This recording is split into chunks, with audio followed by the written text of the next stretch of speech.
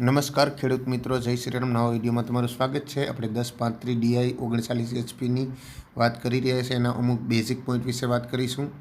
એની અંદર 3 cylinder Simpson S337નું engine આવે છે અને ઇનલાઇન પંપ યાની કે માઇકો પંપ સાથે છે. એના આગલા ટાયર 616ના છે અને પાછલા ટાયર 13628ના છે. ટ્રેક્ટરના ગિયરબોક્સની વાત કરીએ તો કોન્સ્ટાન્ટમાં ગિયરબોક્સ આવે છે. આમાં તમને 8 ફોરવર્ડ અને 2 રિવર્સનો ઓપ્શન મળે છે અને 6 ગેરમાં પણ આવે છે અને 540 RPMનો PTO આવે છે અને સિંગલ હિસ ટોપલિનની સિંગલ હિસ આવે છે.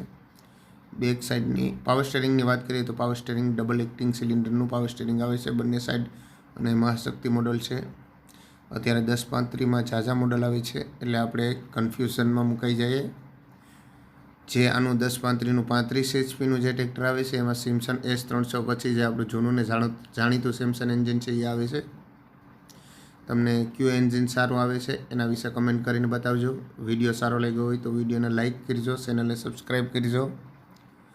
મળીએ નવા વિડીયોમાં. ત્યાં સુધી ધન્યવાદ. જય જવાન, જય કિસાન.